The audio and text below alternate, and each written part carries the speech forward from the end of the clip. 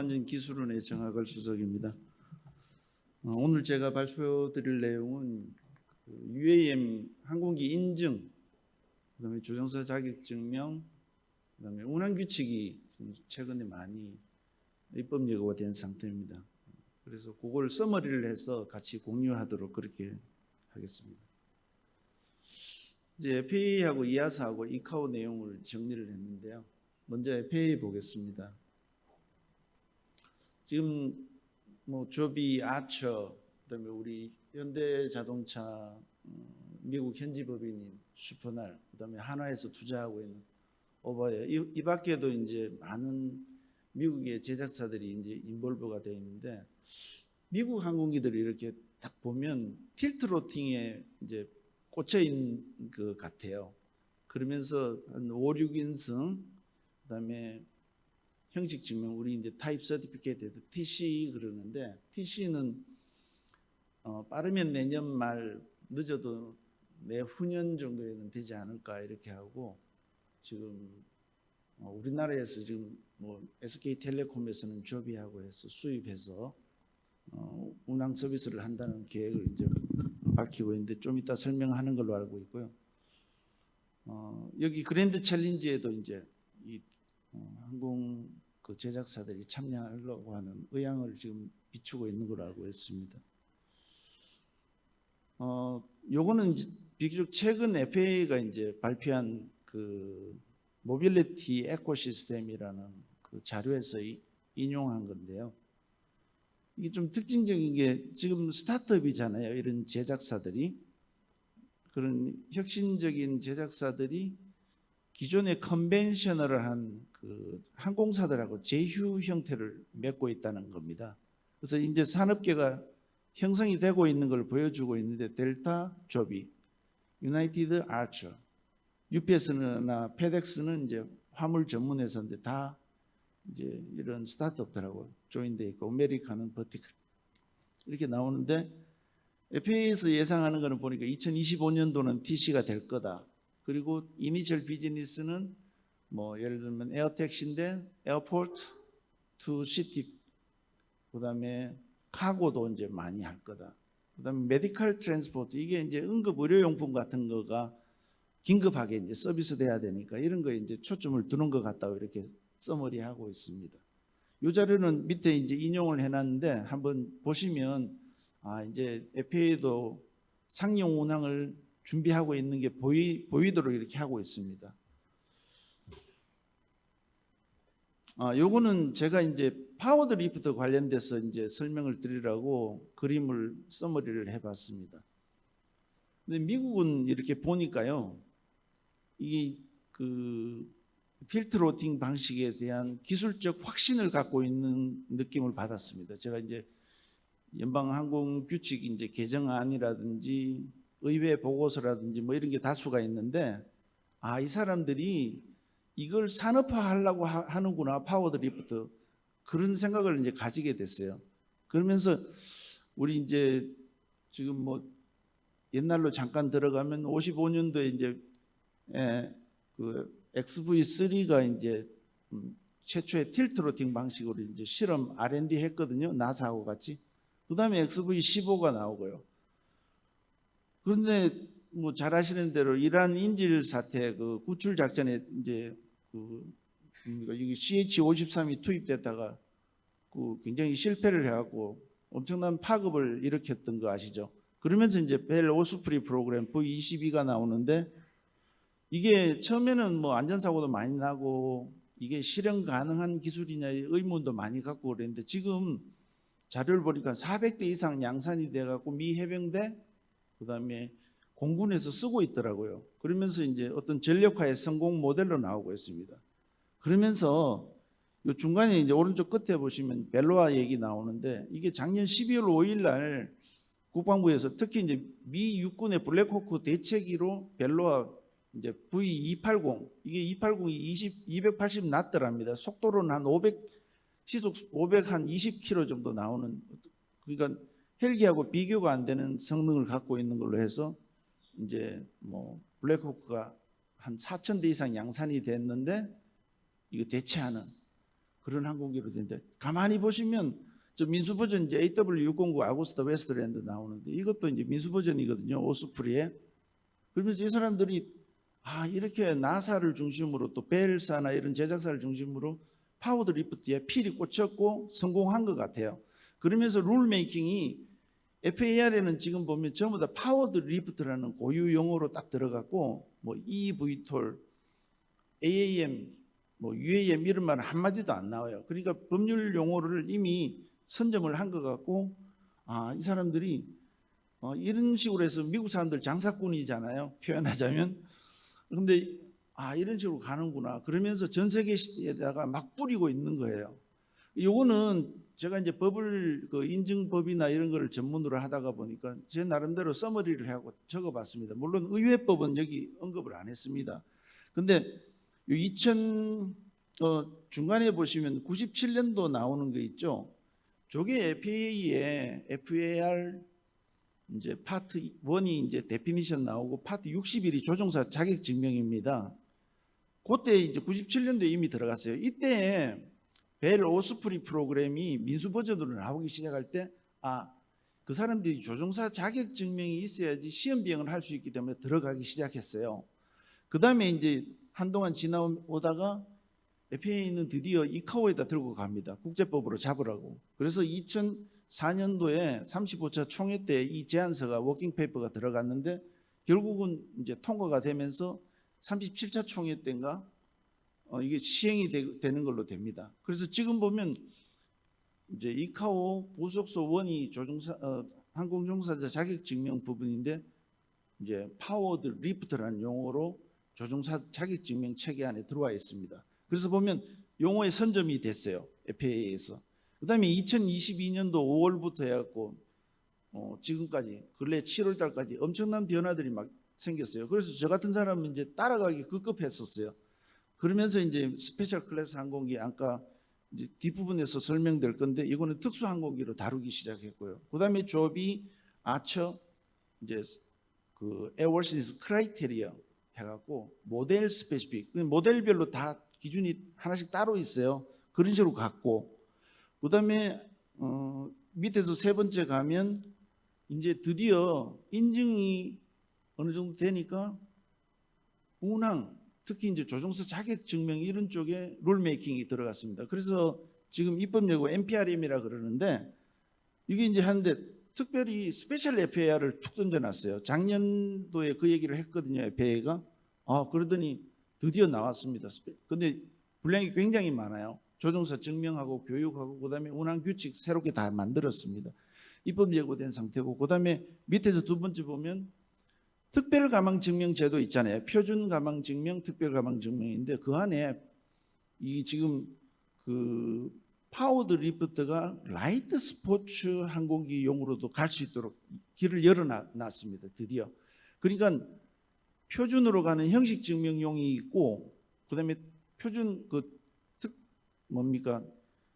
가망 증명을 필요로 하지 않은 그런 항공기, 레저용 항공기에도 파워드 리프트가 쓸 수 있도록 이렇게 길을 열어놨습니다. 그리고 제일 밑에 있는 거는 뭐냐면 이제 파워드 리프트가 기존의 에어플레인, 로타크래프트, 앤드 파워드 리프트 이렇게 세 종류로 들어가는 하나의 항공기 그룹으로 들어가 버렸어요. 그러면서 사업용이 이제 가능하도록 이렇게 됐습니다.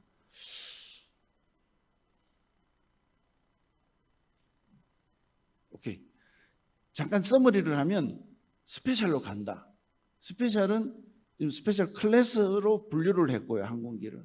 그 다음에 스페셜 특별 가망 증명에도 들어갈 수 있도록 하고 스페셜 FAR 10년 한시적입니다. 그렇게 써놔놨어요. 그냥 미국은 얘들이 특별하니 퍼머넌트한 룰을 만들기 위한 데이터를 10년 동안 축적하겠다 이렇게 선언을 했어요. 그러면서 지금에 있는 FAR 체계 안에 집어넣기는 좀 껄끄럽고 하니까 야 우리 스페셜로 갈래 이렇게 갔어요. 그런 사례들이 들어 있습니다. 조종사 자격증명 운항 규칙 부분에서요. 자, 그 다음에 여기 이제 FAR 체계거든요. 이게 이제 14CFR 코드 오브 페더럴 레귤레이션 안에 이렇게 볼륨이 5개로 이렇게 되어 있는데 이 볼륨 1, 2, 3가 FAR이라고 우리가 통칭해요. 근데 여기 보면 입법 예고 아까 파트 22는 뭐냐면 라이트 스포츠 항공기의 설계, 생산 및 가망 요건이 별도로 이제 하나의 룰이 나왔어요. 그 입법 예고됐고, 그다음에 194는 스페셜 FL이라고 설명드렸고요. 나머지 중간에 점선으로 이렇게 표시된 부분은 부분 개정이 이루어졌어요. 그러면서 이제 입법안이 나왔는데 상당히 많은 부분을 손을 대놔갖고 제가 한 3개월 이상 이거 신고 대비표를 만들어서 정리하느라고 막 어렵고 그랬는데 해보니까 이 사람들이 기존의 FAR을 최대한 활용을 해요. 그러니까 미국은 기초공사가 잘 돼 있는 거예요. 거기에다가 하나의 플랫폼을 더 집어넣을 수 있도록 이렇게 뭐 어떤 표현을 하자면 혹 같은 걸 하나 떡 붙여갖고 이걸 이식할 수 있도록 살아갈 수 있도록 이렇게 막 만들어 놨더라고요. 이 사람들 참 대단하구나. 요거는 FAA에서 쓰는 이렇게 그 FAR 체계 설명할 때 자주 쓰거든요. 거기서 보면 여기 뭐 폭탄처럼 제가 막 이렇게 붙여놓은 게 전부 다 손을댄 부분이에요.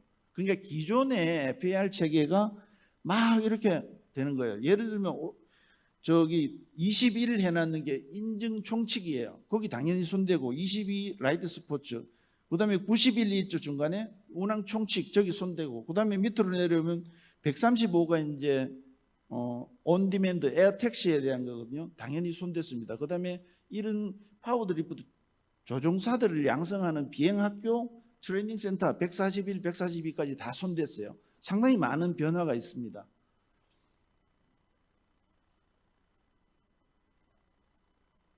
오케이.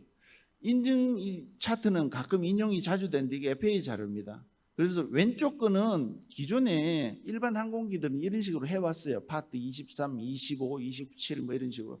근데 아까 잠깐 언급됐듯이 작년 5월에 기존의 항공기하고 같이 가면 안 되겠다 이렇게 해갖고 별도로 갔어요.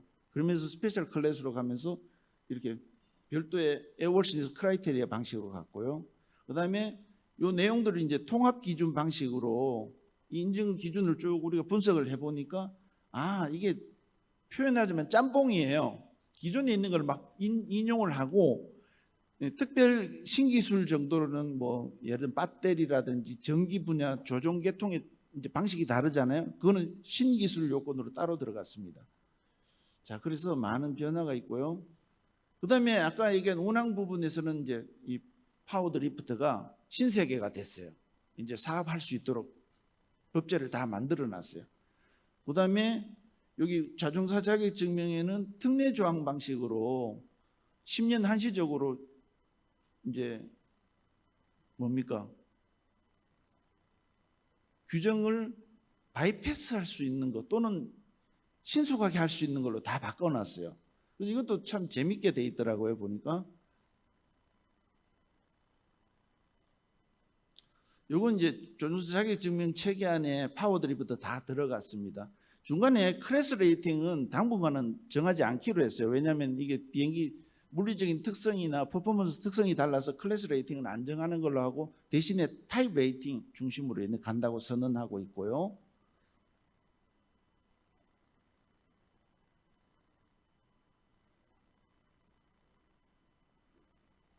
그 다음에 이게 이제 SFAR이 두 가지로 크게 중간에 있는 조종사 비행교관에 대한 자격 요건, 그 다음에 운영자 요건 이렇게 들어갔고요. 10년 한시적으로 이렇게 한다 그러고 얼터네이트 방식이에요. 그래서 읽어보면 이 사람들이 한시적으로 이렇게 쓰려 그러는구나 이렇게 나오고요. 요거 이제 특징적인 것 중에 하나가 그러면 누가 조종사들의 교관이 될 거냐. 이거는 제작사에 시험비행 조종사를 활용하도록 이렇게 해놨습니다. 그래서 그런 것들은 굉장히 대체 요건이고, 이 보면 왼쪽에 이렇게 보면 얼터네이트 해갖고 이게 전부 다 대체 요건으로 다 만들어져 있습니다. 나중에 한번 따로 관심 있는 분들은 보시기 바라고. 그다음에 라이트 스포츠 같은 경우에는 많은 것들이 이제 규제가 많이 풀렸는데요. 그 안에 이제 파워리프트 들어갔고요. 여기 오른쪽에 보면 추가 항공기 있죠. 기존에는 저런 것만 쓸 수 있도록 했어요. 그러면 왜 못 쓰게 했느냐면 이 라이트 스포츠는 위험하면 안 되잖아요. 그래서 헬기도 못 쓰게 했었어요. 근데 이제는 퍼포먼스 베이스로 간다. 성능이 될 수 있는 놈은 헬기도 다 레저 스포츠로 가능하다 이렇게 막 프리빌리지를 확 풀어버렸어요. 자, 그다음에 유럽은 이렇게 뭐 볼로콥터, 버티칼 에어로스페이스, 오토플라이트 여기 볼로콥터에서 별도로 설명한다 그러니까 생략하는데 저 약간 다르죠. 이제 멀티콥터 방식이잖아요. 그래서 저거는 틸트 로팅 방식이 아니라서 유럽은 저런 데 기준도 또 별도로 가지고 이제 인증하려는 것 같아요. 근데 유럽 거는 특징이 뭐냐면 이게 파워 드리프트라는 용어는 전혀 없고요. 스페셜 클래스라는 룰 자체가 없습니다. 그래서 스페셜 컨디션으로 가고 용어도 VTOL Capable Aircraft 이런 용어로 이제 비슷하게 정의하고 그다음에 인증을 운항의 종류 리스크 베이스로 해서 인핸스 그다음에 베이직 이렇게 해서 인구 밀집 지역 도심에 들어가려면 인핸스를 받도록 이렇게 해놔놨습니다. 그래서 조금 까다롭게 하겠죠. 그래서 유럽은 약간 퍼머넌트 방식으로 이렇게 하는데 근데 이 기준을 이렇게 그 이제 스페셜 컨디션으로 잡아놓은 서술 순서는 비슷해요. 기존에 있는 서티피케이션 스페시피케이션하고는요. 그런데 유럽은 약간 형태는 다른데 내용적으로는 비슷합니다. 그리고 운항이나 조종 쪽으로는 이제 이아사 오피니언이 들어갔고요. 그다음에 유로피안 커미션에서 이제 최종적으로 룰 번호가 맺어질 겁니다. 그래서 요것도 내년 1사분기나 2사분기 내에 이제 공식적으로 이제 파이널 룰 나올 것 같습니다. 그다음에 이카모는 아까 잠깐 설명했는데 이렇게 조종사들이 운항할 수 있는 항공기로 파워 드리프트를 들어갔는데 요거는 자격 증명에만 국한돼 있어요. 그래서 향후에 이제 운항, 가망, 관제, 뭐 공항 보안, SMS 이런 쪽으로 해서 다 이제 하는데 이거는 여기 보면 그